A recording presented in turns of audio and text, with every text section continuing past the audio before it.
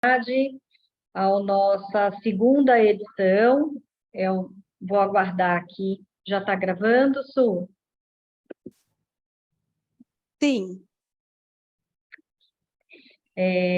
Então, vamos dar continuidade à nossa segunda edição do nosso Fórum de Discussões para Assistência à Mulher nos Ciclos de Vida, uma iniciativa da coordenação da área técnica da saúde da mulher, da Secretaria de Saúde do Estado de São Paulo, Marisa Ferreira Lima, Suzete Alves, professor doutor Edmundo Chada Baracá, e matriciamento, eu, Isabel Cristina Espósito Sorpreso, da Faculdade de Medicina da Universidade de São Paulo.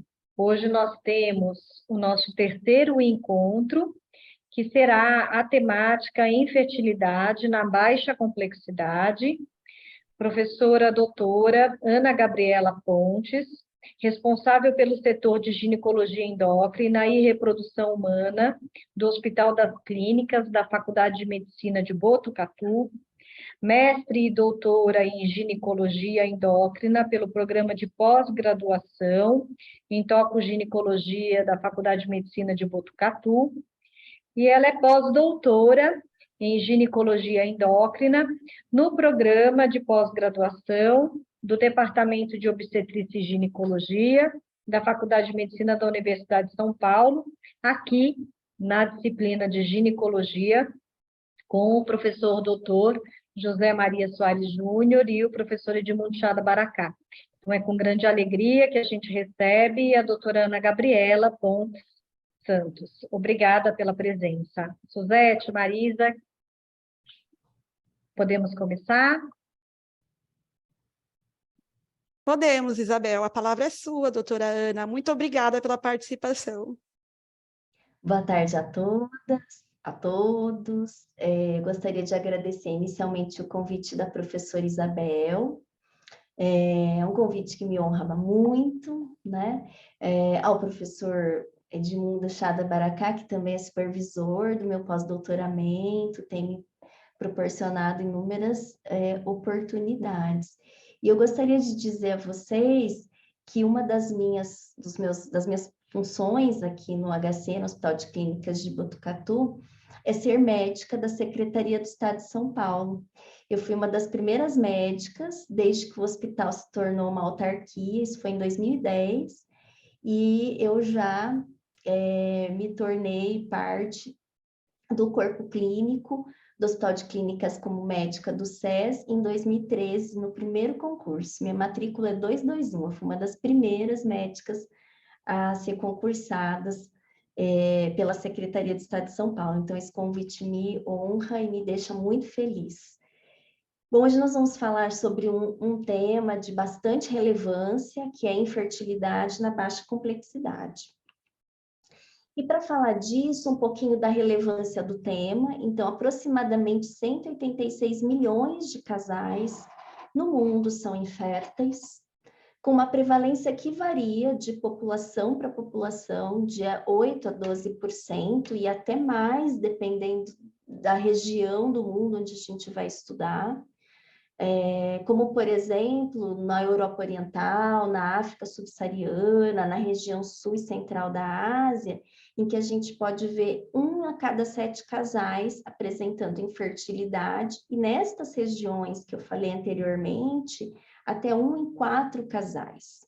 Né? Então, uma prevalência muito elevada, com impacto psicológico, econômico, demográfico, com consequente complicações médicas, e levando a um aumento da demanda dos serviços de reprodução humana. E aí, para a gente falar de infertilidade, existe o conceito de fertilidade, que é a capacidade de produzir descendência, de produzir um nascido vivo, né?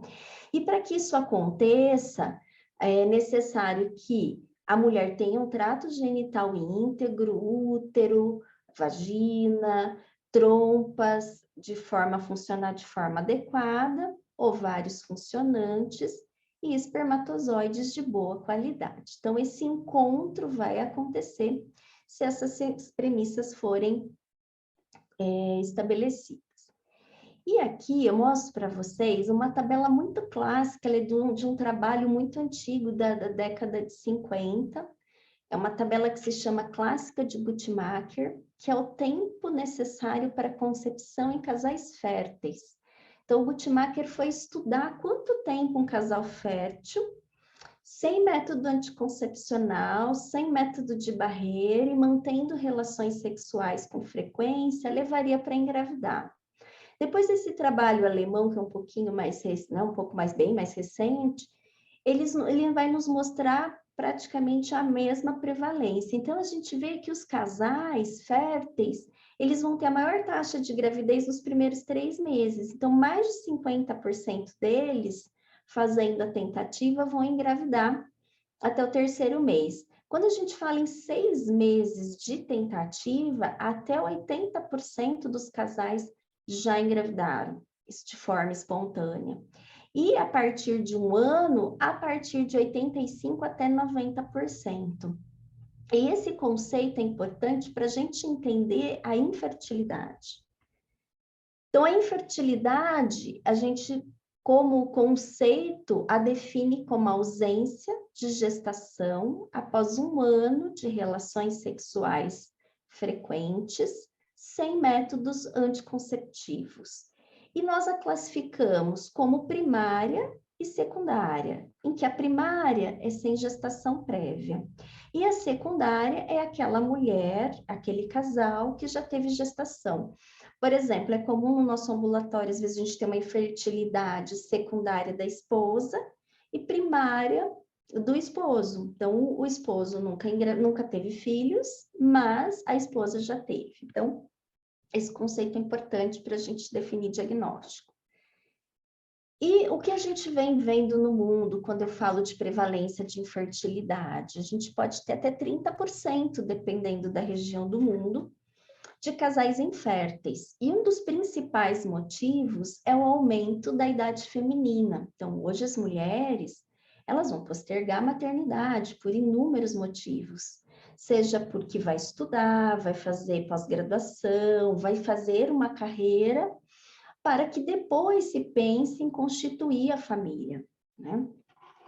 Mudanças nos hábitos de vida. Então, se a gente for pensar na época das nossas, no meu caso, das minhas avós, né? Minhas avós tiveram 6 filhos cada uma.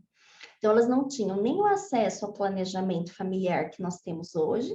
Então, elas não podiam definir qual era o número de filhos que gostariam de ter e tiveram muitos filhos.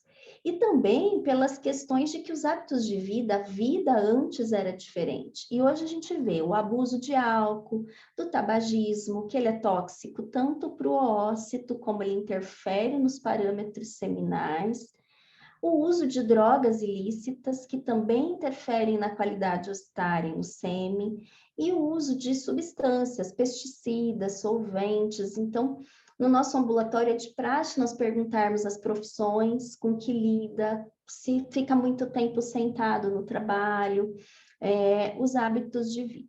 Comportamento sexual, ele foi mudando, né? E isso gerou um aumento da prevalência das infecções genitais, tanto femininas quanto masculinas.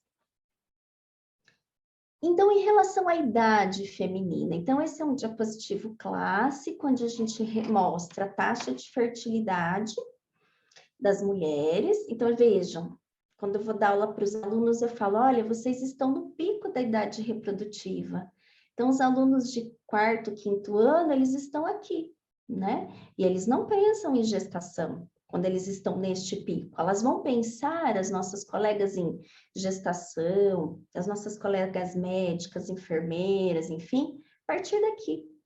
E é a partir daqui que a gente começa a observar um declínio da reserva folicular ovariana.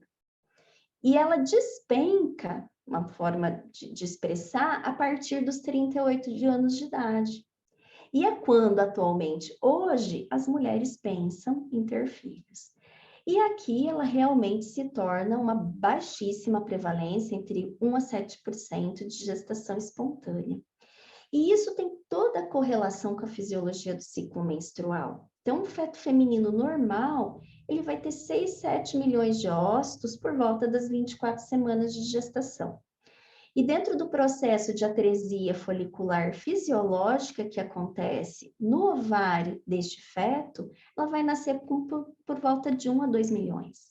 Na puberdade, são cerca de 300 mil e vão ovular em torno de 400 a 500 ócitos. Na menopausa, a gente encontra aquele estroma ovariano com raros ócitos. Então, esse é um slide interessante para a gente ver como a natureza não tem sido favorável a essa mudança de comportamento das mulheres atual.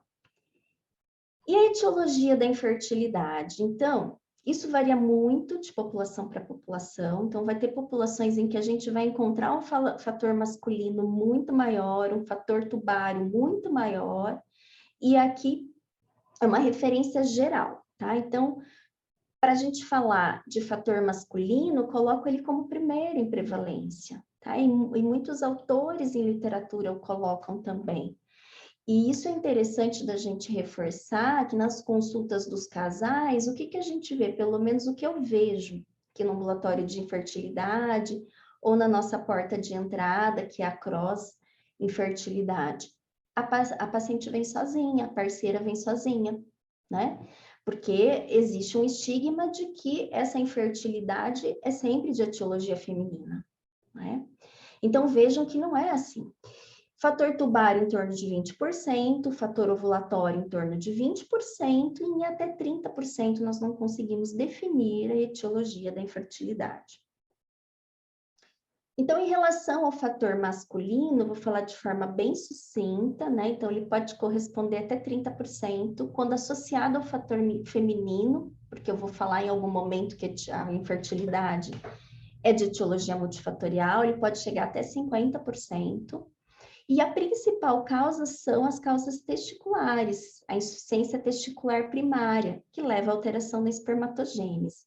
A varicocele, que é muito falada, muito comentada, quando a gente vai analisar, de fato, o sêmen, 25% das análises seminais é que vão estar relacionadas ou podem estar relacionadas à varicocele, né? E existem as causas obstrutivas, obstrução do ducto deferente, obstrução epididimal, que pode levar ao fator masculino. Em relação ao fator ovulatório, né, esse é o grande carro-chefe, principalmente na tensão primária, né? A gente vai ver mulheres anovuladoras e que vão necessitar de uma correção dessa disfunção ovulatória. Então, esse primeiro quadradinho é uma nova classificação para os distúrbios ovulatórios da Federação Internacional de Ginecologia e Obstetrícia, que a gente pode classificar essas disfunções em hipotalâmicas, de etiologia genética, autoimune, iatrogênica ou relacionada a câncer, hipofisárias, funcional, infecções inflamatórias, trauma, ovarianas, fisiológicas, idiopáticas e endocrinológicas, e entra hoje a síndrome de ovário policístico como uma categoria à parte, né? E aqui eu tento mostrar para vocês de forma mais tranquila, né? Essa relação com as disfunções ovulatórias. Então, as amenorreias hipotalâmicas, os distúrbios alimentares, então anorexia, bulimia, as disfunções hipotalâmicas hipofisárias, como a SOP, que hoje ela entra no tipo 4, as insuficiências ovarianas, por exemplo, a síndrome de Turner, a insuficiência ovariana prematura, são situações que podem levar ao fator ovulatório. E aqui eu vou falar do fator tubário, né? E eu quero fazer um destaque para esse fator tubário, porque para nós aqui no serviço terciário, a nossa maior prevalência de casais inférteis que chegam com grande tempo de tentativa, o que piora muito o prognóstico da infertilidade, são os casais com fator tubário e com fator masculino. E as pacientes jovens com fator tubário, a maior parte delas é por sequela de doença inflamatória pélvica, de DIP, fazendo aderência.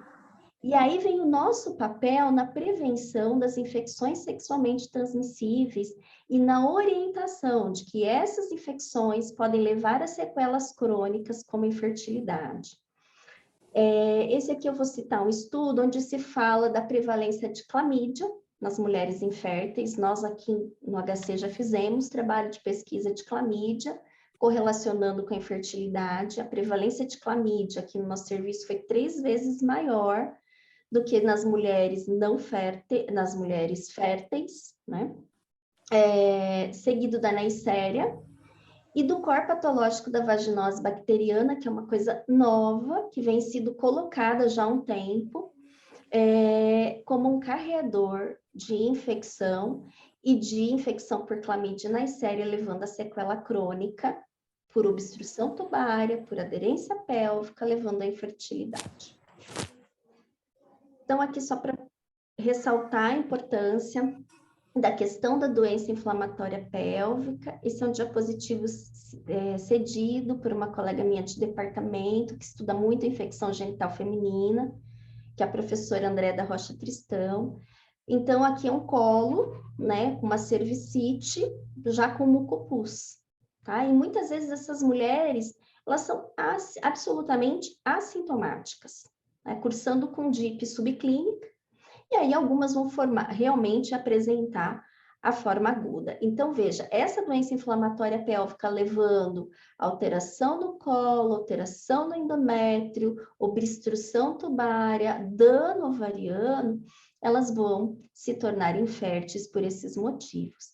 E eu queria ressaltar, não é o objetivo da aula de hoje falar de alta complexidade, mas nós temos trabalhos, inclusive brasileiros, mostrando os patógenos envolvidos na endomiometrite, como a clamídia, a Neisseria, Mycoplasma hominis, levando à falha da taxa de implantação embrionária. Então, veja como que uma infecção genital ela pode levar a um estrago e a uma infertilidade. E a gente tem moças muito jovens aqui no nosso ambulatório, acompanhando por este motivo.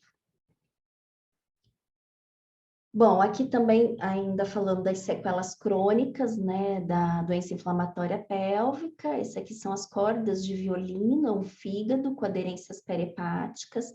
Recentemente nós vimos um caso aqui no nosso plantão. Também aqui a oforite, né, um ovário cheio de aderências e comprometido. E aqui as repercussões neonatais, como a conjuntivite por clamídia e a pneumonia neonatal. Um outro ponto importante quando a gente fala de infertilidade na baixa complexidade é que normalmente essas etiologias, elas são multifatorial, então é muito comum a gente encontrar um fator tubário, um fator masculino leve, ou um fator ovulatório, um masculino leve, e aí é isso, as etiologias elas se imbricam. E aí da parte de como a gente vai rastrear essas mulheres, pesquisar e fazer um atendimento e um aconselhamento de forma adequada, né? Então, essa é uma publicação da Sociedade Americana de Medicina Reprodutiva, que eu tentei tornar um pouco mais fácil para o nosso entendimento, né? Então, quando iniciar a investigação da infertilidade? Então, quando que nós investigamos casais? Quando a tentativa de gravidez é maior do que 1 ano, sem método anticoncepcional e com relações sexuais frequentes. Quando a gente antecipa essa investigação, ou seja, nós não vamos esperar 1 ano. Nas mulheres com mais de 35 anos, ou que tenham, mesmo que não tenham 35, sejam muito mais jovens, um fator de infertilidade previamente conhecido, como, por exemplo, a síndrome dos ovários policísticos, a endometriose, a suspeita de dano tubário, por exemplo, ela fez uma apendicite na adolescência, e é uma apendicite supurada, complicada, eu tenho que pensar que pode ter havido um dano tubário. História ou fatores de risco para a insuficiência ovariana prematura, que é aquela falência que acontece antes dos 40 anos de idade. Então, cirurgia ovariana, a gente pergunta disso, se fez cirurgia, se tirou ovário, se tirou parte do ovário.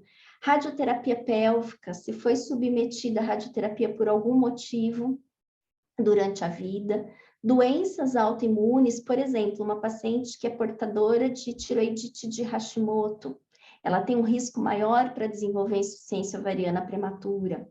Se é uma fumante inveterada, a gente já sabe que o tabagismo ele pode acelerar a queda da reserva folicular ovariana. E a investigação se torna imediata se eu recebo uma paciente com idade maior ou igual a 40 anos, pelos motivos que eu já expliquei da prevalência de gestação espontânea nessa faixa etária.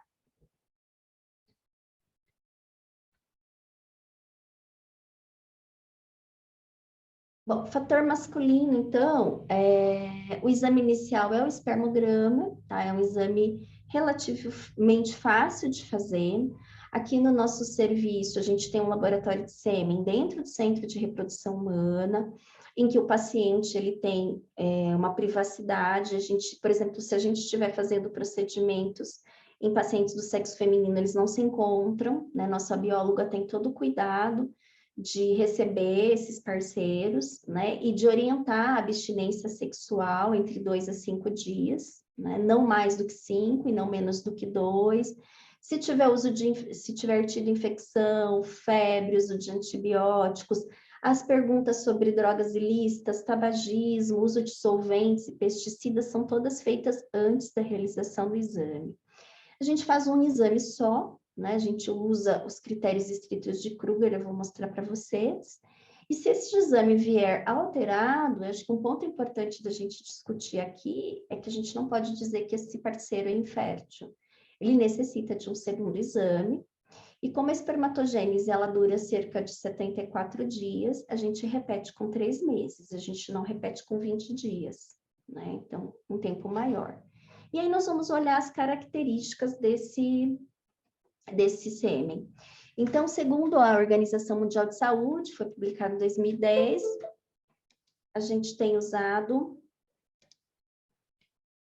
desculpa, acho que caiu aqui. Desconectou a apresentação. Desconectou a apresentação, tá. Então, deixa eu achar a apresentação. Estamos te ouvindo bem. Tá me ouvindo bem? Sim. Já vou resolver isso rapidamente.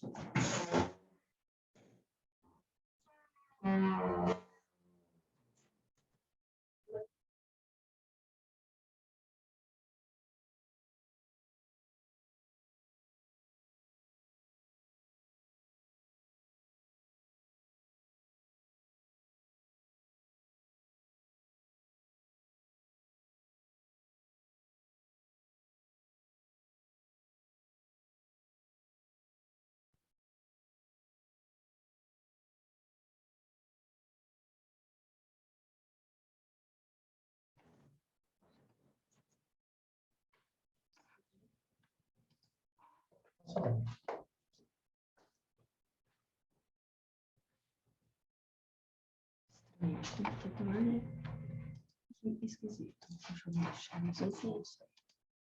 Vamos parar. Eles estão ainda vendo? Sim, sim. Como é que para a apresentação aqui? Estranho. Ele sai do PowerPoint total.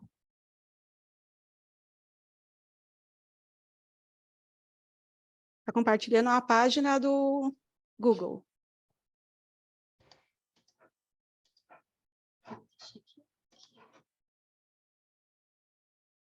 Atividade. Primeiro foi lá. Eu acho que acha. Acha.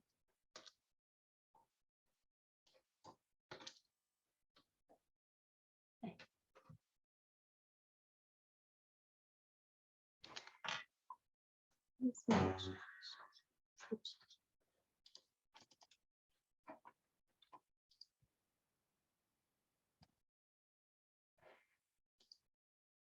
Iniciar.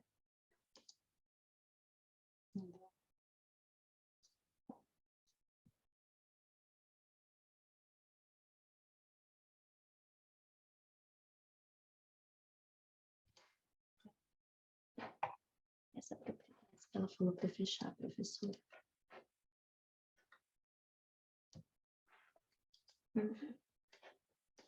Onde estão?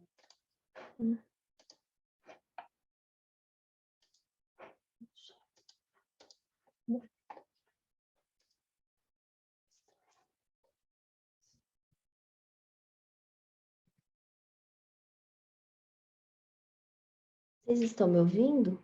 Sim, perfeitamente, professor. Sim, Acho que ele saiu do... sim. Estamos ouvindo. Bem, estamos sim. Não, né? A apresentação também está aparecendo ok. Já está aparecendo a apresentação.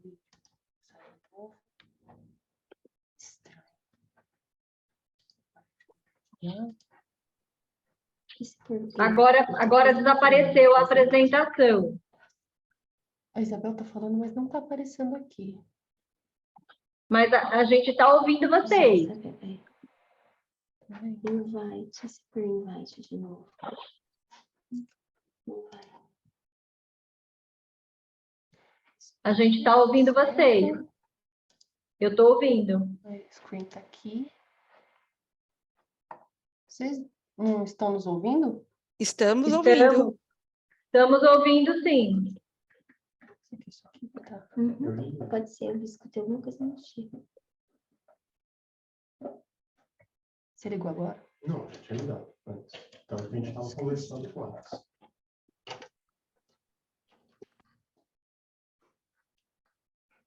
Estamos ouvindo vocês. Bom, então acho que pode continuar. Podemos continuar, então? Sim, Eu escuto minha voz. Acho que a minha voz também está aqui, ó. Ah, tá indo. Vocês estão me ouvindo? Estamos vendo também.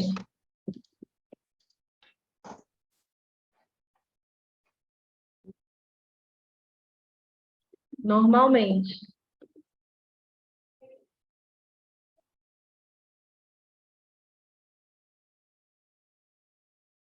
Agora vocês saíram. Agora acho que elas desconectaram, né, Suzete? Ótimo. elas bloqueou o microfone. Voltaram. Voltamos. Tá tudo certo? Então, me desculpa, gente. Eu acho que caiu aqui a Pronto. rede da nossa universidade. Excelente. Então, vamos lá. Tá indo direitinho para vocês? Vocês estão vendo? Sim, Agora só falta colocar na tela cheia, né? Ah, então acho que é porque o de baixo... Espera um pouquinho só. Naquele quadradinho à direita. Isso. Edição de slide. Porque ele está aqui atrás, ó. Ah, ele está aqui atrás. Tá, vamos parar aqui. Aham. Deixa ele quieto aqui. É. Agora eu estou vendo só vocês. Tá, nós vamos já dividir a tela, professora. Pronto.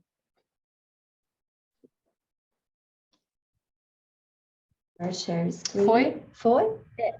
Foi, mas Foi. isso. Ó. Isso. Foi? foi. Perfeito, Aí doutora. agora voltou para o começo. Aí Tá, eu já vou passar então.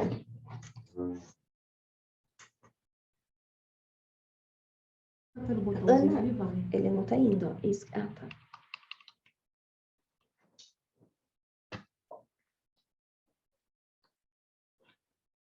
Pronto, acho que agora foi, me desculpem, tá?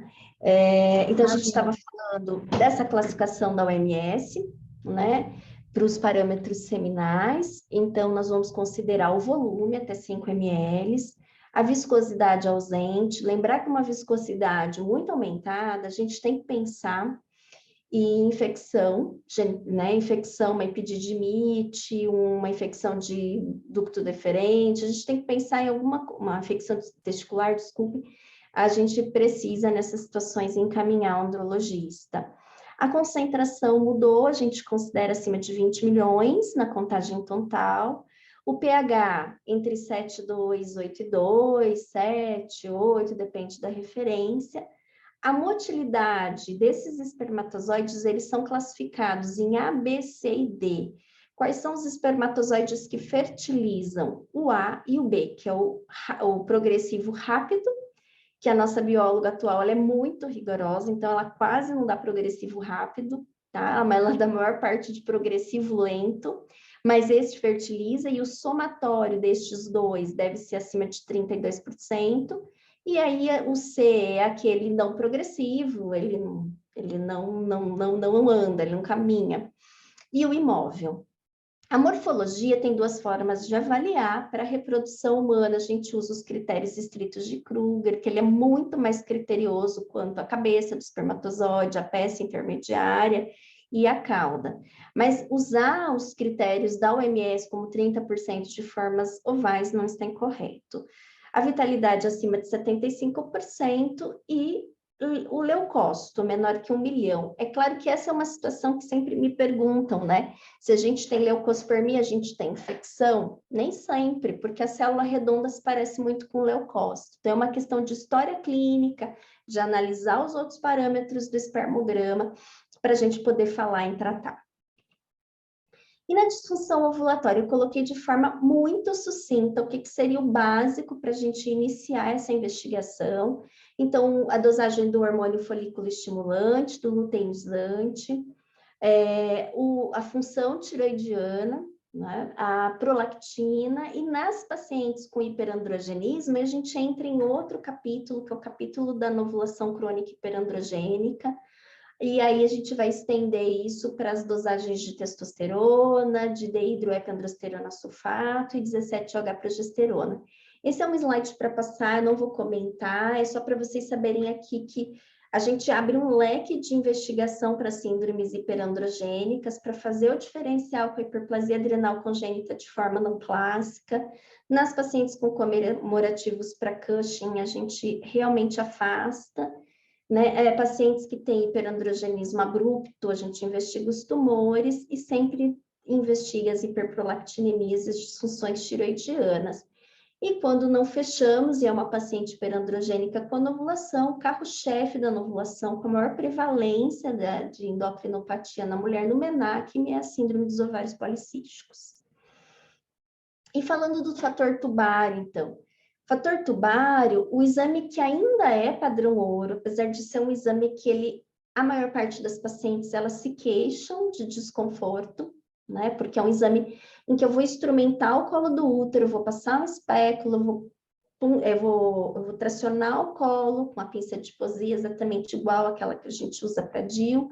Eu vou injetar contraste para avaliar a cavidade uterina, permeabilidade tubária e extravasamento de contraste na cavidade pélvica. Mas ainda assim, é um exame que a gente utiliza, tem uma sensibilidade que pode variar até 96% e uma especificidade bem alta, ou seja, quando ele vem positivo, realmente, de fato, a gente vai suspeitar de fator tubário. E, recentemente, vem sido falado sobre a sonoesterossalpingografia. Então, tem a esterossonografia, então, a gente é um exame ultrassonográfico com uma injeção de solução salina. E, mais recentemente, tem sugerido se fazer o bloco em 3D, tanto do útero, quanto das trompas, quanto dos ovários. Mas é um exame que ainda não se mostra superior à esterossalpingografia. Claro que a gente sabe que na USP, por exemplo, a gente tem profissional que faz esse exame de boa qualidade, que tem uma sensibilidade, uma especificidade boa. Então, isso vai depender muito de quem está fazendo o exame, né? Então, a esterossalpingografia, esse exame que eu falei, ele é contrastado, radiológico. E agora, uma coisa de fato muito importante que eu já falei é o rastreamento das infecções genitais femininas. Então, imagina que eu vou instrumentar o útero, vou injetar um contraste dentro da cavidade uterina e da cavidade pélvica. Então, aqui no hospital é mandatório a avaliação da microbiota vaginal, a gente avalia essa microbiota antes. E agora, recentemente, nós temos a pesquisa de clamídia por biologia molecular, por PCR, disponível em todos os pacientes que chegam no nosso serviço. E a gente realiza no término da menstruação, tá? Então, assim, a gente não quer incorrer em erro de fazer na fase periovulatória, em que esse contraste pode não acender e levar a um falso positivo.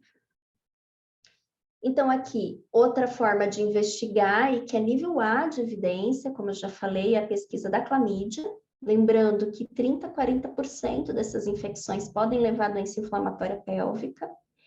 E aí, a doença inflamatória pélvica, as mulheres que apresentam um episódio, em torno de 20% pode se tornar infértil.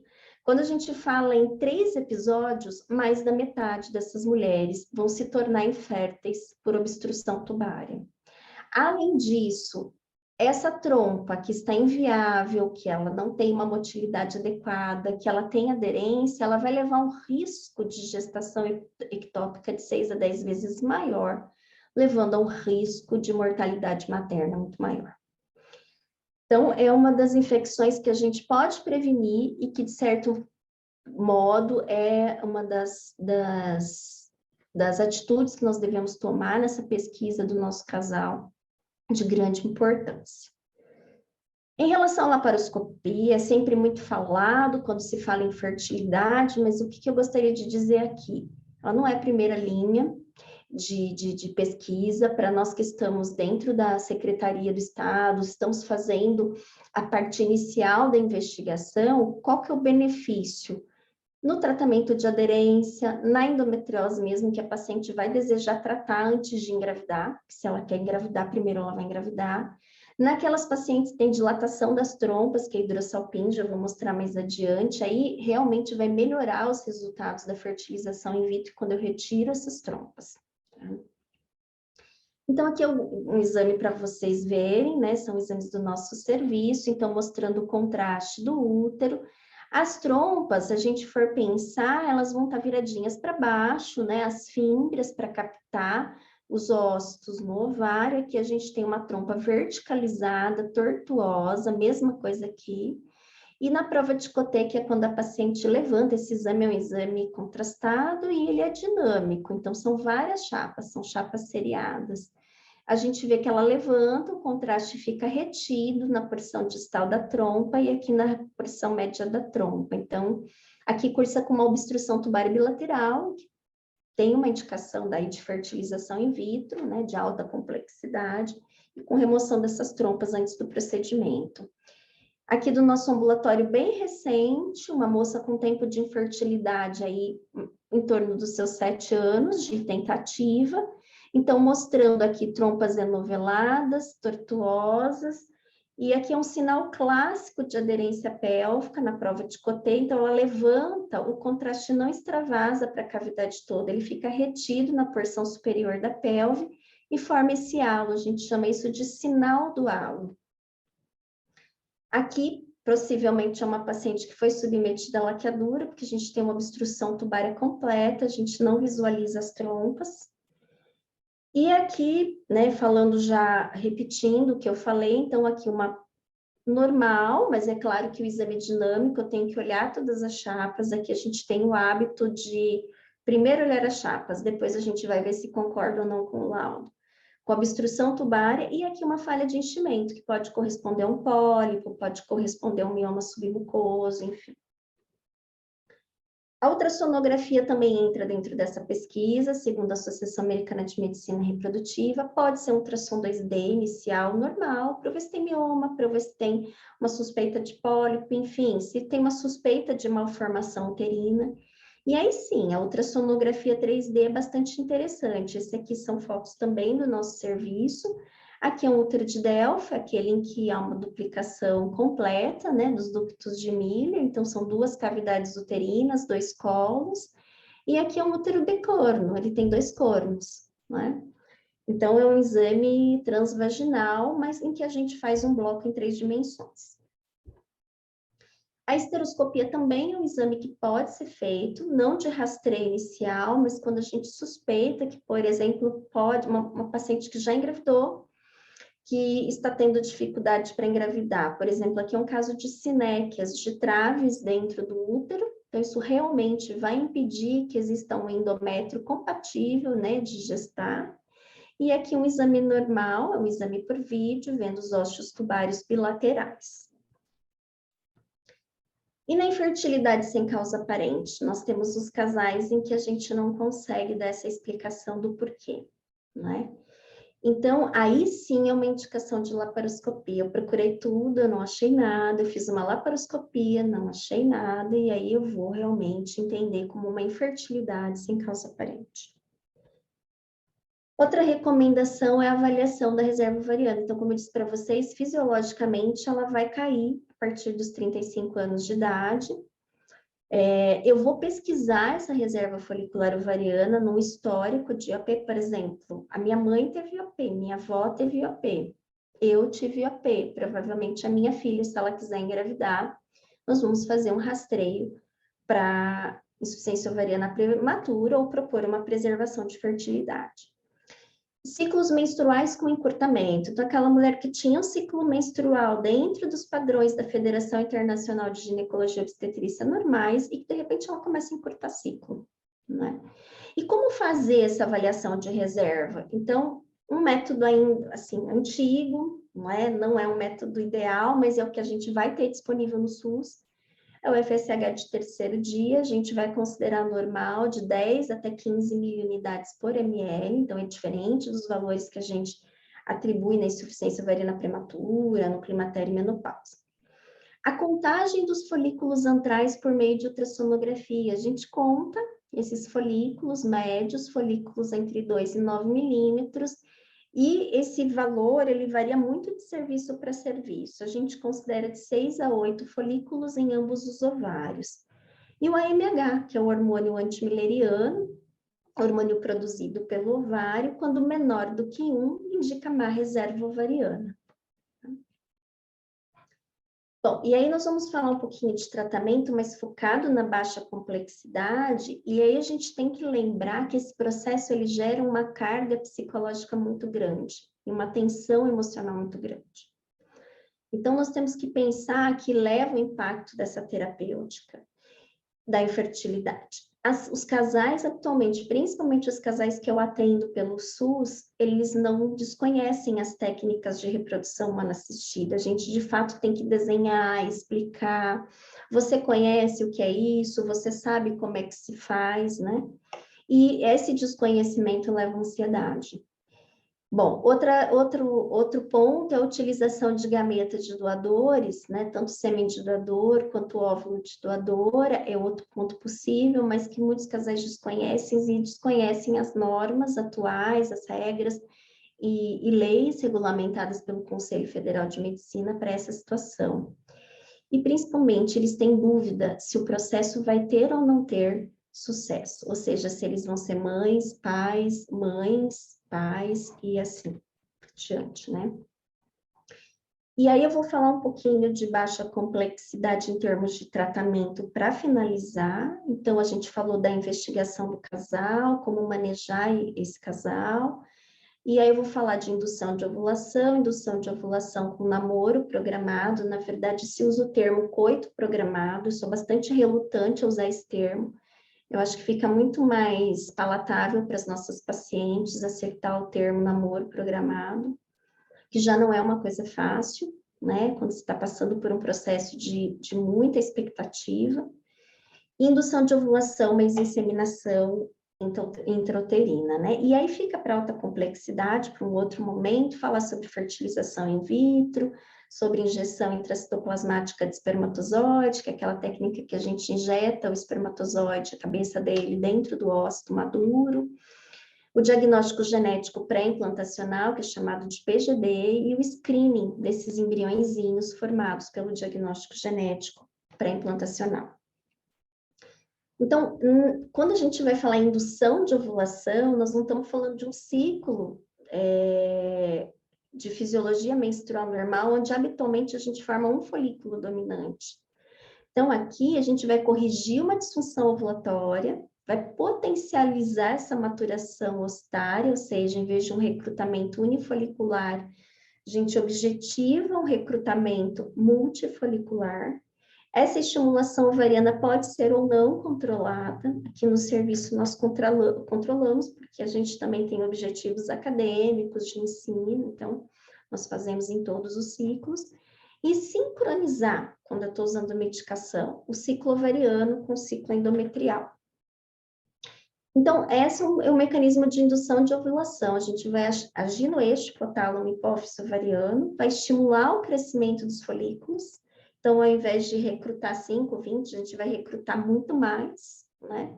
Pode ser feita por ação direta com as gonadotrofinas, não é nossa primeira escolha na baixa complexidade, tá? É na falha, que são as injeções, as gonadotrofinas, que pode ser urinária, pode ser recombinante. Ou então, o que a gente mais usa, que são as medicações por inibição da ação estrogênica, como o citrato de clomifeno, que é o famoso Clomid, Indux, Serofene, ou por inibição da esteroidogênese ovariana, pelos inibidores da aromatase, como, por exemplo, o letrozol, que tem sido a primeira escolha em mulheres com síndrome dos ovários policísticos. Então, o clomifeno ele é um modulador seletivo desse receptor estrogênico, ele tem uma ação hipotalâmica, ele vai inibir o feedback e aumentando o GnRH. Então, tem uma ação no útero. Ele tem um efeito colateral indesejado que algumas mulheres a gente tem endométrio, não consegue o endométrio trilaminar, não consegue o endométrio com a espessura ideal, que é mais acima de 7 milímetros, e aí a gente vai partir para outras medicações, mas é a medicação mais usada, posso dizer atualmente, principalmente no SUS, porque é uma medicação que no máximo os pacientes vão gastar entre 40 e 50 reais, e vai depender da dose. E essa dose, se eu vou usar 50 miligramas ou 150, depende muito do índice de massa corporal. Nós vamos usar por 5 dias. E algo que a gente tem que falar é que se essa indução de ovulação ela ultrapassar 6 ciclos, não aumenta as taxas de gravidez. Você tem que revisar a sua propedêutica do casal infértil, provavelmente tem outro fator, ou ela não responde. Né? Então, às vezes eu recebo pacientes que estão fazendo indução de ovulação aí por 1 ano ou mais. Então, isso não é factível. Bom, a inseminação intrauterina, pessoal, para a gente revisar, a gente vai fazer a capacitação seminal, então é um sêmen que é coletado no dia que é feito, que o folículo já está pronto para isso, que eu vou falar, e a introdução do sêmen por meio de um catéter capacitado dentro da cavidade uterina. Então, um encontro vai acontecer. Então, as premissas para que a gente faça uma inseminação intrauterina são trompa de boa qualidade, tá? E o sêmen também de boa qualidade. Se eu tiver um sêmen aí com 5, 4 milhões, aí já é indicação de alta complexidade, de fertilização in vitro de X. E aqui, continuando a indução de ovulação, a ultrassonografia seriada. Na indução, por exemplo, se eu estou no consultório, né, ou quando a gente vai dar aula no congresso para os colegas, não precisa, quando eu uso clomifeno ou letrozol, ficar monitorando seriadamente. Ele pode monitorar a partir do 8º dia e ver se formou um folículo ou depois, né? Mas o que seria essa estimulação e esse controle? É a gente olhar o número de folículos formados e olhar a espessura do endométrio e o tipo de endométrio. Esse aqui é o endométrio trilaminar clássico, que é um endométrio pronto para implantação embrionária. Então, como é que se faz essa ultrassonografia seriada para namoro programado ou para inseminação intrauterina? Então, entre o 1º e o 5º dia do ciclo menstrual, então, a nossa paciente menstrua, ela nos avisa que menstruou, ela vem ao serviço, ela vai fazer esse ultrassom, nós vamos contar o número de folículos e vamos determinar a dose de medicação que a gente vai usar. E a partir do 8º dia de estimulação, nós vamos começar a fazer os ultrassons. E quando que nós vamos orientar a fazer a inseminação ou namoro programado? Quando a gente tem 3 ou mais folículos maior do que 17, ou um folículo maior que 17 e 3 maior do que 13, a gente tem que tomar um pouco de cuidado, porque nessa situação a gente pode ter gestação múltipla. Mas havendo folículo acima de 18, a gente já pode orientar o namoro programado. Então, aqui nessas situações, só para eu reforçar o que eu estou falando, nessas situações aqui, o risco de múltiplos é grande, então a gente vai suspender o namoro programado e a inseminação. Vou explicar melhor aqui. Então, aqui, por exemplo, é um modelo de protocolo de estimulação ovariana para baixa complexidade, com a dose de clomifeno de 50 a 150, ou de letrozole de 2,5 a 7,5, em que a paciente menstrua, a gente vai começar do 3º ao 7º, que é a escolha do nosso serviço, ou do 5º ao 9º, né? com o clomifenol-letrozol. E a partir do 8º dia, essa paciente vem para ultrassonografia, tá? A gente pode repetir a cada 2 dias ou não. A partir do momento que eu tenho um folículo paraovulatório, que é aquele folículo maior do que 17 ou 18, eu posso fazer uma medicação que se chama gonadotrofina coriônica, que ela vai terminar a maturação ossária e vai promover a extrusão do ósseo. Se eu fizer isso, eu vou orientar o namoro ou a inseminação intrauterina de 24 a 36 horas, alguns autores vêm falando em 30 horas, após esse último ultrassom ou a realização do beta-HCG. E o teste de gravidez, 14 dias após. Então, aqui as doses de gonadotrofina coriônica humana, quando a gente opta por usar, né? Tem um trabalho muito recente mostrando se nessa baixa complexidade vai aumentar a taxa de gravidez ou não. Isso pode não aumentar, mas é uma estratégia para que eu possa controlar melhor a estimulação ovariana. Então, existe aqui, eu só troquei, aqui é o urinário, é o choriomon, e o recombinante é o Ovidel. Então, aqui reforçando mais uma vez o cuidado, né? Esse cuidado é em abortar o ciclo. Se eu tiver mais do que 3 folículos de 17, o risco de gestação múltipla e hiperestímulo ovariano é grande. Ou um folículo maior que 17, ou 3 maior do que 13. Então, a gente vai suspender o procedimento, ou se eu estiver num serviço que faça alta complexidade, eu vou converter para fertilização in vitro. Então, para finalizar, de recomendações pré-concepção, suplementação com ácido fólico, esses 3 meses antes a gente reviu, a gente pode iniciar com pelo menos 1 mês antes, então isso é muito importante na mulher que a gente atende. Você deseja gestação? Você está usando ácido fólico? Então é para redução de defeito do tubo neural, em que a dose recomendada é entre 400 e 800 microgramas, né? Na unidade de saúde a gente tem doses maiores, os comprimidos têm 5 miligramas, mas ainda assim é melhor prescrever do que não prescrever. Então, eu queria deixar como também uma mensagem importante esse screening para as infecções sexualmente transmissíveis, o screening sorológico completo. Então, uma paciente que chega para nós com o desejo de engravidar, nós rastreamos, a gente estende as sorologias do pré-natal, que, por exemplo, pré-natal nós vamos fazer sífilis, toxo, HIV. Além dessas, a gente vai estender para anti-HTLV, para citomegalovirose, para a toxo a gente já faz, mas a gente estende para rubéola, a gente acaba fazendo 10 sorologias aqui no serviço.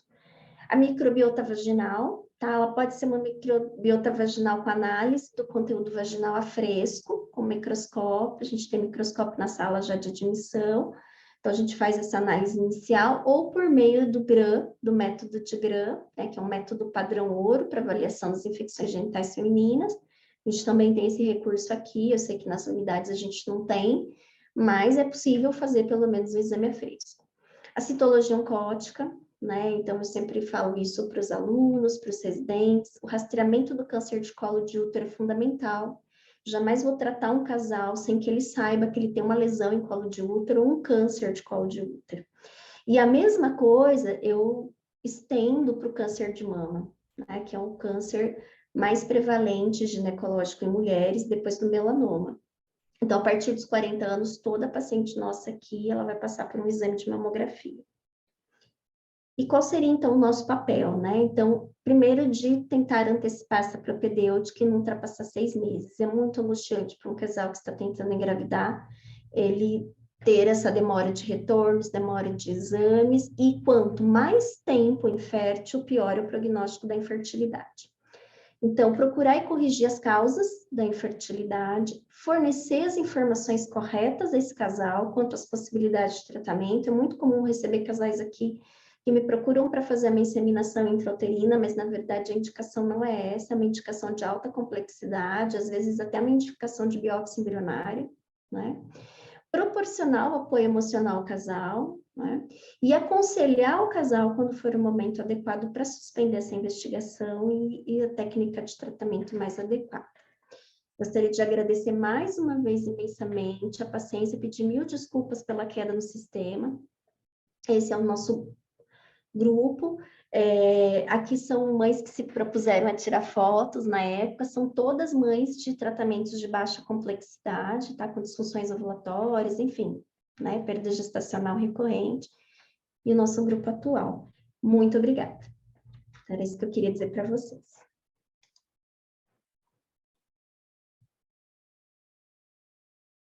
Obrigada, doutora Ana Gabriela, pela apresentação, extremamente didática, uma apresentação muito clara, né? E que, sem dúvida nenhuma, elucidou, né, todo o setor de reprodução humana aí da Faculdade de Medicina de Botucatu, né? Então, muito obrigada pela excelente apresentação.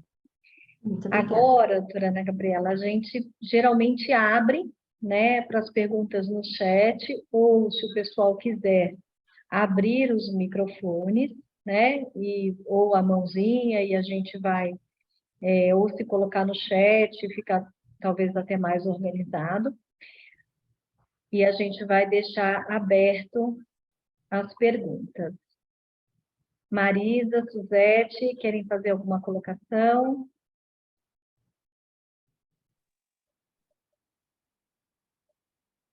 Oi, doutora. Oi. Tá. Eu gostaria de fazer. Eu acho importante, Ana Gabriela, algumas considerações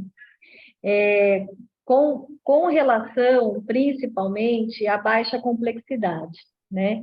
Então, nas unidades básicas de saúde, é fundamental o alerta, né, Ana Gabriela, que você deu para infecção sexualmente transmissível. Então, eu às vezes falo também, a gente fala muito aqui com os alunos, com os residentes, né, a importância de nós termos um olhar um pouco mais ampliado para essa questão de prevenção de infecção sexualmente transmissível, porque você citou aí, por exemplo, a clamídia, né, a alta prevalência nos casais inférteis, né, você citou na esterossalpingografia, né, as sequelas da moléstia inflamatória pélvica aguda, e eu até falo aguda de repetição e que às vezes é crônica, né, Ana Gabriela, é aquela mulher que volta 3, 4, 5 vezes, né, todo mês, às vezes ela está voltando lá e a gente está repetindo as sorologias, né, então, a importância da gente ter esse olhar ampliado na prevenção das infecções sexualmente transmissíveis, né, que eu acho fundamental.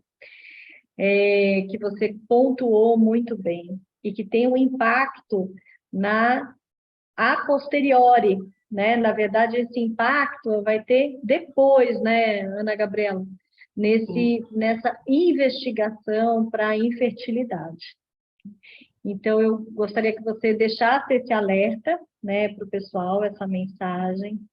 Um outro alerta que eu deixo também, né, e que você colocou como fatores associados, né?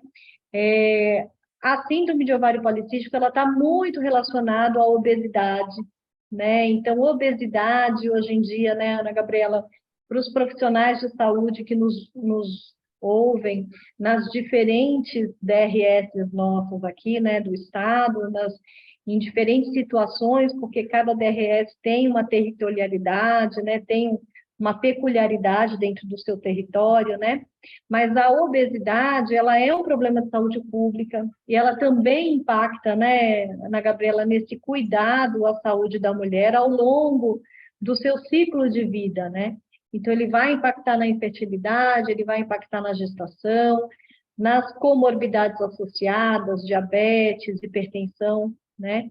Então, a gente ter esse olhar também, né? E o que eu acho que, assim, deixar uma mensagem também do que fazer para quem trabalha nas unidades básicas, né? Quando encaminhar, né? Eu acho que é bacana a gente deixar essa mensagem também, porque muitas vezes o profissional de saúde, das avaliações de reserva ovariana, a gente, nas unidades básicas, a gente tem o FSH, né, o hormônio folículo estimulante, e quando solicitar, né? Só quando a gente tem o desejo reprodutivo, né, e na suspeita do IOP, ou, né, naquela investigação da amenorreia secundária. Então, eu acho que tem alguns exames na atenção básica que a gente até pode ir antecipando, né? Sem dúvida nenhuma, fazendo essa avaliação inicial, mas como você disse também, não podemos perder muito tempo, porque o tempo é precioso para algumas mulheres, né? Então, eu gostaria que você também falasse um pouquinho disso. E Su, Marisa, e vamos olhar aqui no chat se tem mais alguém, enquanto a doutora Ana Gabriela pode. A Fátima quer fazer uma pergunta, doutora, e a minha você já fez, que era, como tem o distúrbio da anorexia, eu queria saber sobre a obesidade. Então, já está dentro da pergunta. Uhum. Legal. Fátima, você quer falar, querida? Eu quero, sim. Ana Gabriela, Vamos lá. você é do HC de Botucatu, é isso? Sim. Eu me chamo Fátima, sou a articuladora da saúde da mulher da região DRS6, que abrange Botucatu. Então, para pegar o gancho da Isabel, eu queria assim, quantas vagas vocês disponibilizam para fazer? Porque é um processo demorado, né? Esse. E a gente aqui na região tem muita dificuldade, tem uma demanda muito reprimida de mulheres querendo fazer o tratamento, e a nossa referência é vocês. Então, eu gostaria de saber como que vocês liberam essa vaga, como que é, né? Porque daí, quando as mulheres entram, assim, está muito mais difícil, a idade está muito avançada, né? Então, eu queria que você também fizesse um esboço disso. Ótimo, ótimo. Acho que vou começar, então, respondendo a professora Isabel. Ela perguntou a primeira questão de reforçar essa pesquisa das infecções genitais. Isso a gente já pode fazer na rede básica, a gente deve até fazer um treinamento com a nossa equipe de saúde. Uma vaginose bacteriana, ela pode ser correadora da clamídia, né? Tem um estudo chamado PIT Study, ele já é um estudo um pouco mais antigo, e esse PIT Study, depois ele foi o piloto, né? Um grupo feminino que estuda. Então, ele mostra que no desenvolvimento de GIP, a gente tem a clamídia, a gente tem a Neisseria, a gente tem o Mycoplasma hominis, mas a gente tem o core patológico da vaginose bacteriana, que é algo que a gente pode detectar na nossa avaliação na unidade de saúde, né? E como fazer isso? Bom, a gente pode usar os critérios de Ansel, por exemplo, né? Se eu não tenho um grande secreção vaginal, como eu tenho aqui, né? Então, pH, teste das aminas, a lâmina, fresco, isso é sobremaneira importante, e isso tem se perdido, eu tenho visto isso se perder dentro e fora das universidades, né? A gente aqui, como a gente tem um setor de infecção genital feminina bastante forte, a gente trabalha em conjunto, né?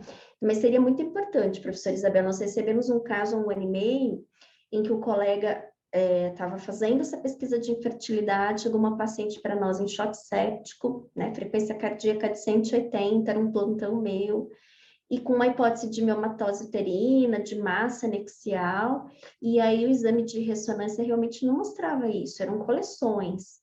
E quando eu perguntei para a paciente o que tinha acontecido, ela me disse, olha, eu estou tentando engravidar, o meu médico me pediu uma esterossalpingografia e faz 20 dias que eu estou com dor. Então, foi aquilo que eu mostrei que é o desfecho mais grave da DIP, que é a pelvoperitonite. Essa moça ficou 2 meses internada conosco, sendo que 20 dias internada em UTI.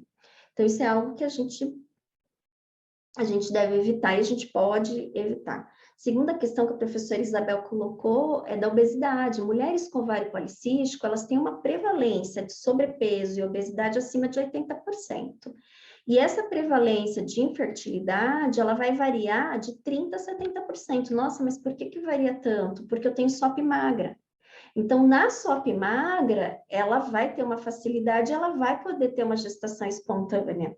Então, e mesmo na obesa, eu me deparo algumas vezes com pacientes nossas que não desejam ter filhos e que a gente vai propor a anticoncepção para não vir uma gestação não planejada e aí uma gestação indesejada que seria trágico, né? Então, essa questão de obesidade, prevenção de clamídia, prevenção de ST, prevenção dos fatores do estilo de vida, como a professora falou, álcool, tabagismo, droga, isso são fatores preveníveis de infertilidade e que a gente pode fazer em qualquer lugar que a gente estiver atuando. Por exemplo, tem alguns serviços aqui no estado de São Paulo que, para fazer alta complexidade, o IMC tem que ser menor do que 30. Por quê? Porque as taxas de resposta a esse processo de estimulação ovariana vão ser muito maiores se ela tiver com IMC menor.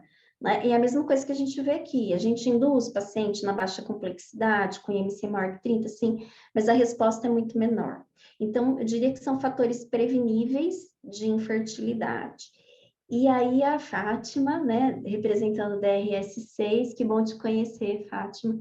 Eu, na verdade, eu faço a pactuação da rede aqui também, da ginecologia, né? Eu coordeno os atendimentos do pronto atendimento da mulher, né? Então, a disciplina de ginecologia fez o seu cardápio de atendimentos de acordo com a subespecialidade. Como é que funciona na ginecologia endócrina e na infertilidade? A gente ainda tem os anexos 1, né? E esses anexos 1, na infertilidade, eles vêm para mim. Eu trio todos, né? Eu tenho um perfil bastante controlador, porque a gente pactuou quais são os critérios de inclusão e de exclusão para entrar no serviço. Então, por exemplo, 2 cesáreas anteriores, a Anvisa não recomenda um tratamento em reprodução humana assistida. Por quê? Porque uma 3ª cesárea pode levar a complicações obstétricas graves e neonatais. Então, uso de drogas ilícitas é outra recomendação da Anvisa, distúrbios psiquiátricos. Então, o que acontece é que aqui eu recebo os anexos, que aí eu não sei se abrange toda a DRS6, eu recebo polo Cuesta e polo Jurumirim, tá? Então, por exemplo, a região de Bauru eu não recebo, né? É uma região que não vem para nós, não está pactuada conosco. Então, eu recebo esses anexos, o meu grupo faz a triagem desses anexos, a gente aprova e a gente disponibiliza as vagas. A gente tem mais ou menos 30 vagas por mês, tá? Para entrada no serviço. O que a gente faz aqui como encontro inicial? Os casais chegam, é de hoje, de quarta-feira à tarde, eles vêm já com esses exames que a gente solicita prévios, que é glicemia e sorologia, tá? São recomendações da Anvisa também. Não que a gente não vá cuidar de uma diabética, não, a gente vai aconselhá-la quanto à gestação. Mesma coisa se vir um exame de sorologia alterada para hepatite, para HIV, enfim. A gente vai fazer o aconselhamento.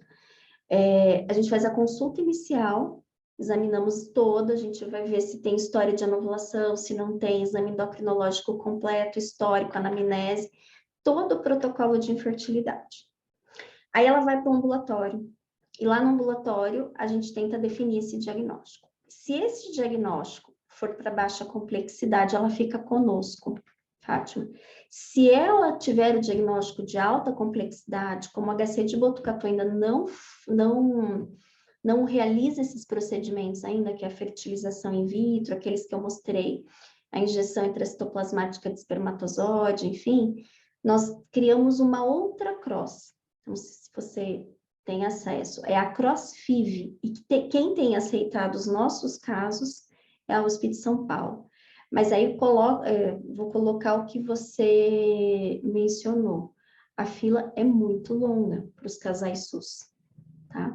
Então, assim, para procedimentos de baixa complexidade, eu vou te falar que os casos chegam aqui e a gente consegue resolver a demanda, até porque casos para IMI, para indução de ovulação, são casos tranquilos para a gente resolver.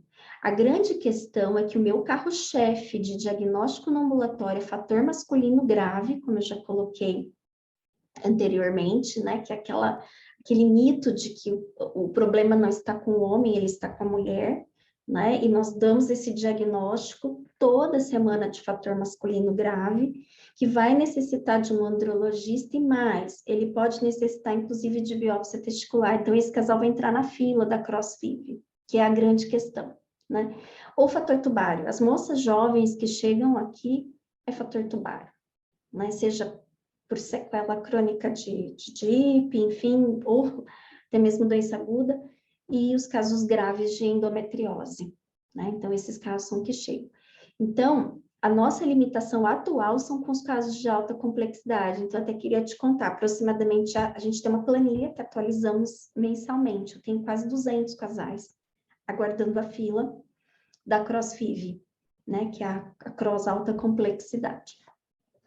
O que a gente tem feito é, às vezes, oferecer serviços em que é possível a doação de óvulos, não é? E ganhar o tratamento. A gente sabe que medicação, a maior parte dos serviços pelo SUS não fornece, mas fornece ultrassonografia, anestesista, captação, transferência embrionária, tudo isso, né? Então, por exemplo, se um casal, nós tivemos o ano passado um casal que a esposa tinha menos de 35 anos, era um fator, não me lembro se tubário ou masculino, os dois. Eles decidiram doar óvulos e eles ganharam tratamento no serviço particular. Tá? Em Ribeirão Preto tem alguns serviços que fazem isso também. Mas é uma grande limitação essa questão da nossa resolução dos casos de alta complexidade, né?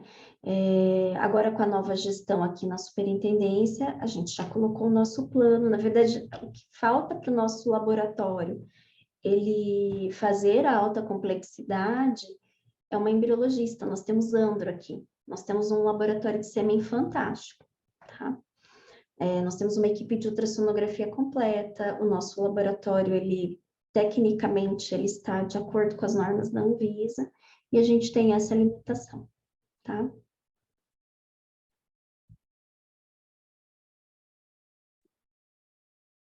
Obrigada. Eu só vou verificar, Ana Gabriela, essas 30 vagas mensais, porque é distribuído, você falou que é distribuído só para Botucatu e Vale do Jurumirim, né? Eu acho que sim, Fátima, eu recebo. Então, eu vou ver isso.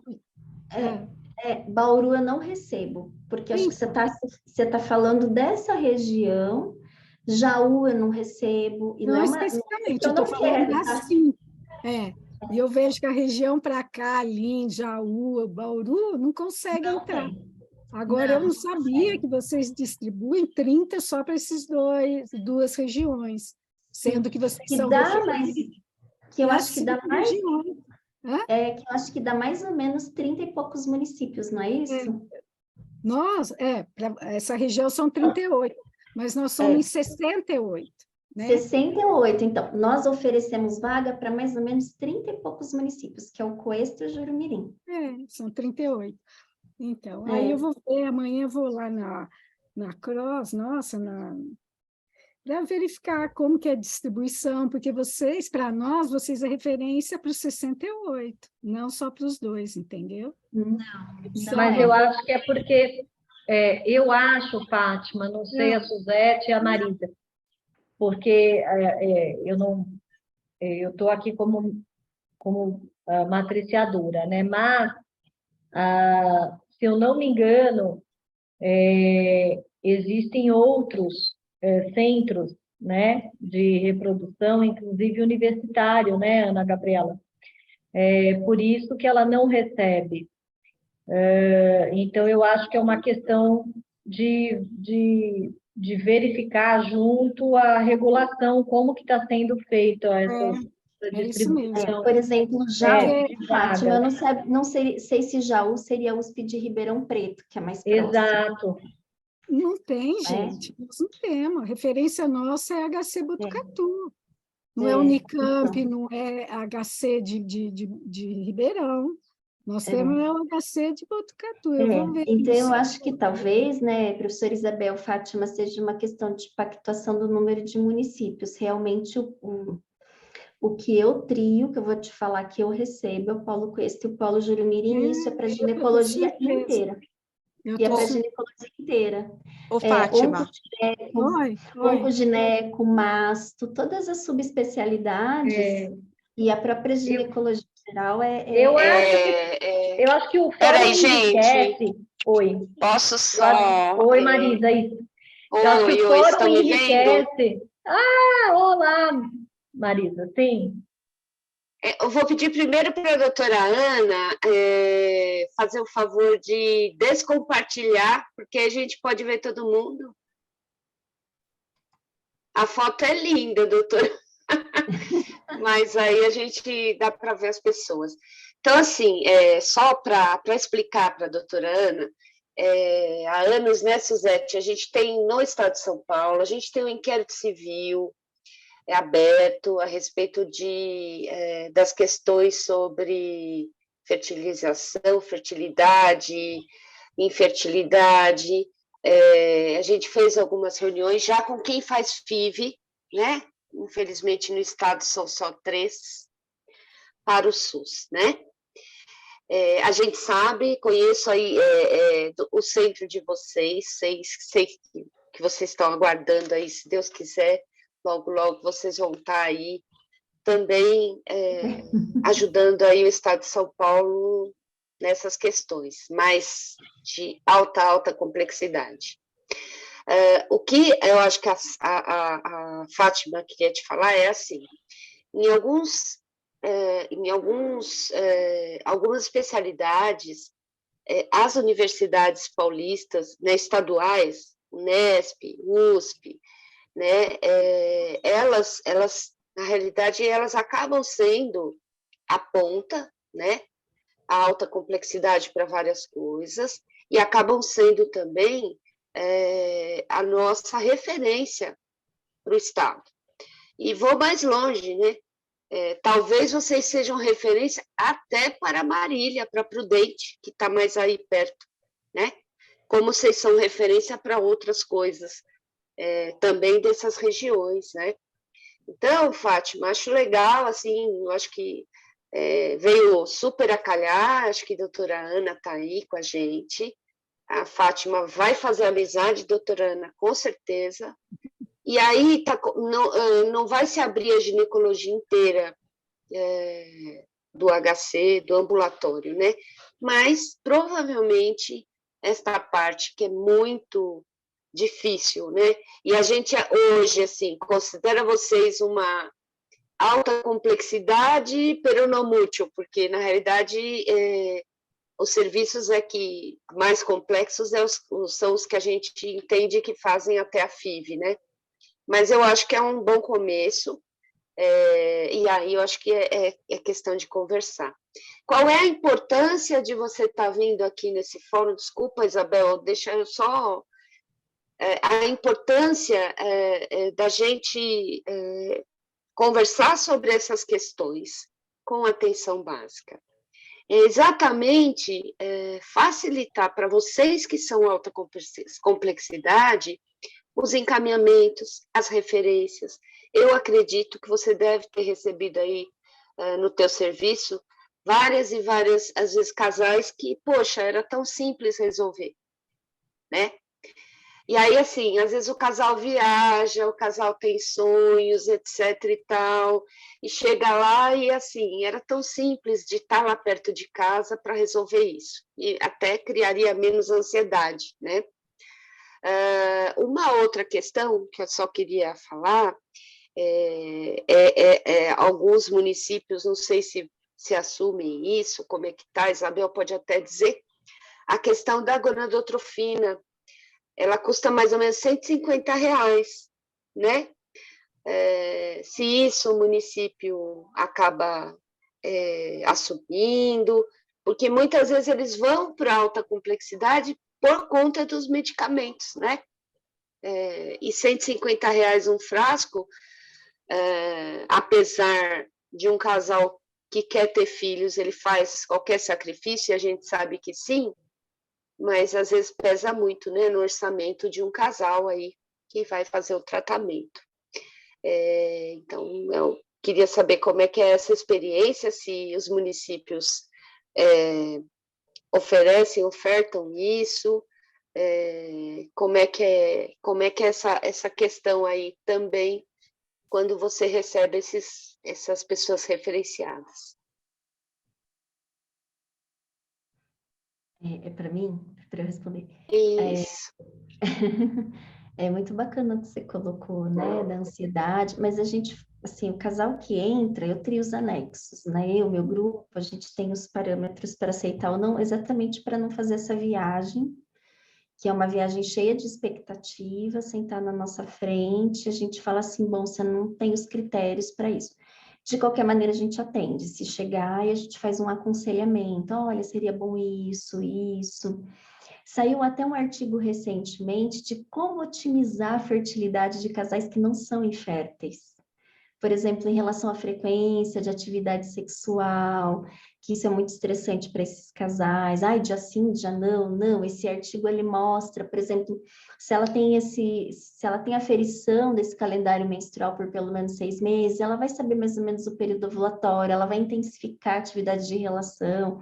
Então, assim, a gente sempre tem algo a fazer lá, sempre tem o que conversar. Conversar sobre hábitos de vida, conversar sobre obesidade, conversar sobre tabagismo. Isso a gente sempre tem. Agora, com relação a medicações, não sei se eu estou enganada, professora Isabel, mas aqui, por exemplo, a gente usa medicações bem tranquilas em termos de preço para um casal que pretende ter um filho, né? Não são as gonadotrofinas. A gente já usou para algumas, eu vou te falar como que foi. Mas o clomifeno é uma medicação barata. O letrozol, em torno de R$ 50 numa dose maior. O letrozole já não, ele já vai sair uns R$ 300. O Menopur, que você estava falando, a gonadotrofina, é isso que você falou, 150, mas eu vou usar umas 5 ampolas, 6 ampolas. E o hospital não fornece essas medicações, e eu acredito que a USP, não sei, acho que a USP também não, né, professora? As medicações também não. O Pérola Baito, uma época, acho que ele oferecia medicações, mas aí eu não sei que tipo de convênio, que tipo de parceria que eles tinham, né? Mas as medicações não entram nessa jogada aí. Os casais que nós tivemos com uso de gonadotrofina que conseguiram foram casais que a paciente tinha deficiência isolada de GNRH, que é uma doença hipotalâmica, não produz o GNRH, então precisa de gonadotrofina. E aí, no nosso relatório, entrou como doença com CID e judicialmente elas conseguiram. Tá? Foi dessa forma, não foi pelo HC de Botucatu. Né? Então, te respondendo isso, que é um grande entrave, né? Que eu vejo assim, né? Que medicação, querida, eu vi a professora Isabel também, né? Como é que tem sido por aí, né? Porque é o que você falou, nós temos 3 serviços no momento que estão fazendo alta complexidade pelo SUS, né? E a questão de medicação, na alta complexidade, por exemplo, eu posso usar, por exemplo, deficiência isolada de GNRH, teve paciente minha que usou 15 ampolas, né? Porque você tem aumentando a dose, né? Uhum. Ana Gabriela, aqui eu sou responsável pela atenção primária, né? Uhum. Então, na atenção primária, Marisa, não, nós não temos nenhuma dessas medicações, né? O clomifeno, sim, é isso que a doutora Ana Gabriela disse, ele é utilizado, geralmente o mais utilizado, quando se faz indução de ovulação, né? Quando tem indicação de indução de ovulação, porque ele tem um custo-efetividade, né? Maior, vamos dizer assim. Porém, ele tem todas aquelas questões relacionadas, tanto a questão do endométrio, quanto também, né, aí, alguns efeitos adversos, né? Então, assim, geralmente utilizar sob a supervisão ou orientação sempre do ginecologista, né? Então, assim, a gente não indica para o clínico geral, nem para o médico de família e comunidade, tá? E a paciente é que compra nas unidades básicas. No HC, Ana Gabriela, eu não sei como é que está agora, tá bom? Mas estava, há algum tempo atrás, exatamente igual ao Pérola Baito. 100%, todo o tratamento, zero de custo para o casal, tá? Então, assim, que eu saiba, ainda está assim, tá bom? Diferente de outros centros universitários, que o casal, às vezes, paga, né, pela medicação, ou por meio, como você falou, né, ou por meio de ações de judicialização, vamos dizer assim, né, elas acabam conseguindo esse retorno desse investimento que o casal faz, né? Então, por meio da judicialização, eles acabam conseguindo, tá bom? Mas, assim, da última vez que eu soube, era sem... Até a fala do professor Baracá é assim, né? 0 de custo para o casal, tá? É o ideal. Por exemplo, eu fui fellow no setor de reprodução humana da USP de Ribeirão Preto, então eu conheço o serviço. Lá, agora eu não sei também como está agora, mas lá não fornecia as medicações, essas medicações para alta complexidade, não é? O tratamento todo, Exato, né, gratuito, porém sem as medicações, não é? exato. Aí o casal paga pela medicação ou judicializa, que Ou é como a... judicializa. ou judicializa, isso mesmo. Isso mesmo. Uhum. Infelizmente, meninas, a gente teve um atraso por causa do óbvio, né, que isso é factível de ocorrer, né, com toda a transmissão que é online, né, o nosso fórum é para ser terminado entre 3h e meia, a gente está com 3h40, então, e infelizmente, eu tenho que dar aula agora lá na graduação, então eu vou me despedir da doutora Ana Gabriela e eu vou deixar você com a Marisa e com a Suzete encerrando, né? Mas eu gostaria de agradecer imensamente, né, a oportunidade de você estar aqui, doutora Ana Gabriela, porque é fundamental essa conversa, esse diálogo, né, entre as universidades, o nosso Sistema Único de Saúde, né, as DRS, as articuladoras da saúde da mulher, a coordenação da saúde da mulher, a regulação, né, todo o pessoal que nos ouve, para esclarecimento, para tirada de dúvidas e para aproximação, né, dessas pactuações, desses acordos, né? E também aqui, Ana Gabriela, a gente tem gestores, né, Marisa? Então, que os gestores possam nos ouvir, né? E a doutora Ana Gabriela, olha só, né, uma pessoa de extrema especialidade e de extrema, né, compreensão da infertilidade, né, está precisando de uma, vamos dizer assim, de uma equipamentos, né, e de um recurso humano, pelo que eu estou entendendo, né? Então, assim, o que a gente pode fazer, né, gestores? Né? A gente pode fazer a doutora Ana Gabriela, junto com a Fátima, junto com a Marisa, né? A gente pode fazer um projeto e solicitar essa verba, né, para as nossas mulheres que estão com essas filas, né? Então, eu acho que é fundamental, né, esse fórum, exatamente para essa aproximação, para que nós possamos viabilizar, né, esse SUS que é tão importante na saúde da mulher, né? Então, doutora Ana Gabriela, muito obrigada pela possibilidade dessa aproximação, né?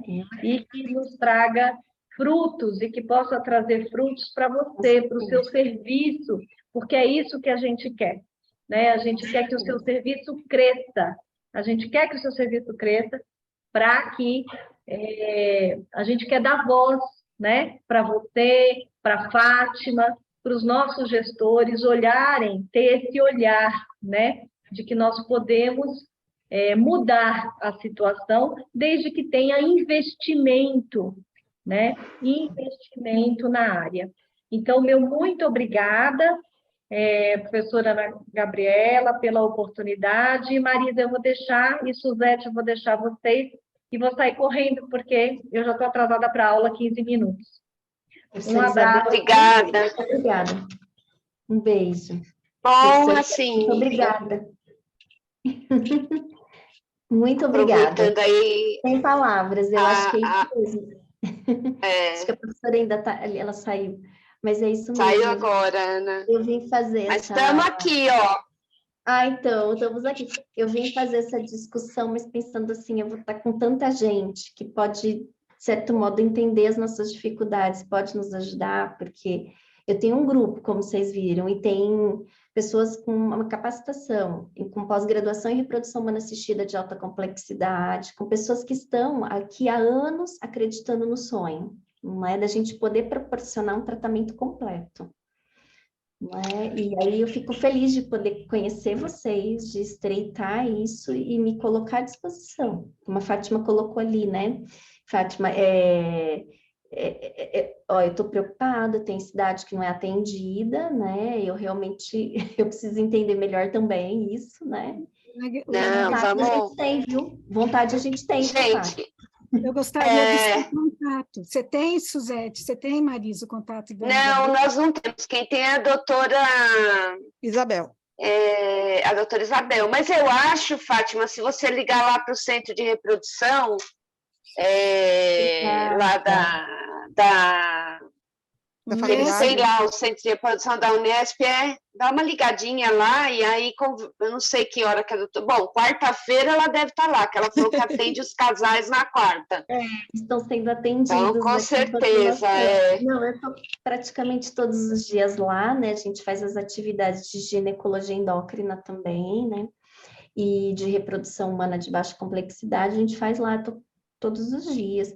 Mas questão do contato, eu deixo o contato com a professora Isabel, peço para ela repassar todas vocês, né? E ótimo. disposição para participar das reuniões, eu tenho muito interesse, né? Na questão do pronto atendimento da mulher, Fátima, da ginecologia, em 2016, a gente começou a organizar a ginecologia geral, que vai receber, que foi o que a Marisa falou, não é tudo, porque a ginecologia geral é mioma, então tem outras cidades que podem receber e tal.